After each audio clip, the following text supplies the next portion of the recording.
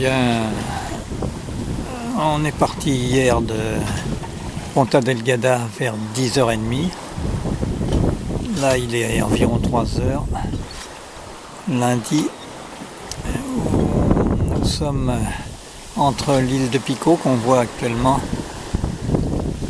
malgré la brume, et l'île de São Jorge qui est derrière moi. On a les deux voiles en ciseaux. On vient de se faire doubler par un voilier des gens du coin apparemment, qui sont avec la grand voile seule et au moteur. C'est un comble, on est vent arrière, il y a un bon vent et les gars ils sont au moteur. Bon.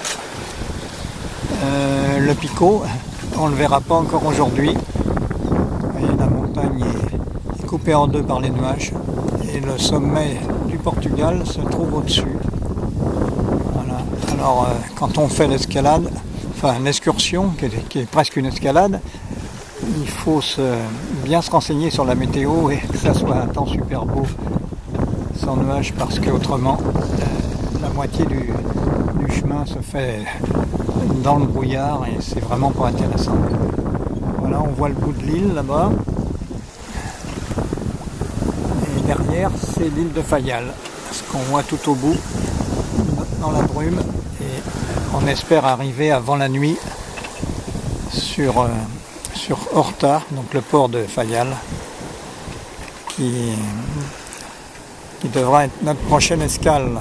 Voilà, on voit un peu les pentes vertes là, les prairies, je pense que c'est des prairies. Derrière il y a un cratère, il y a un ancien volcan, un autre sur la gauche. Enfin, il n'y a que ça finalement ici. Voilà, je vais faire un petit tour, montrer les voiles, voilà, étalées en ciseaux, et l'île de São Jorge qui est devant. De l'autre côté, un peu plus loin, avec les petits villages qui s'étalent le long des routes, tout en longueur, parce que le terrain plat ici, ça n'existe pas beaucoup. Alors, ils construisent les maisons où ils peuvent, et c'est souvent le long des routes, soit au bord de mer, soit dans la montagne. Voilà, il y a un petit village là-bas en face qui est plus groupé, lui. Mais, suivant le terrain, les gens s'adaptent. Voilà, la mer est vraiment belle. Il y a un petit peu de houle et de clapot, mais ça vient de derrière, donc c'est très agréable. Voilà, comme vous voyez, le vent est pratiquement de derrière.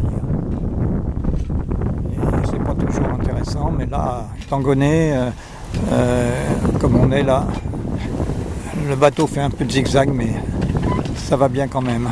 On marche à 4 nœuds, 5, quelque chose comme ça.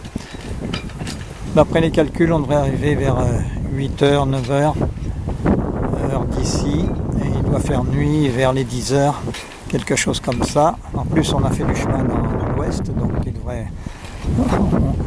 On court après le soleil. Normalement, on devrait gagner encore peut-être un petit quart d'heure, je sais pas. On verra bien. Allez, à plus tard.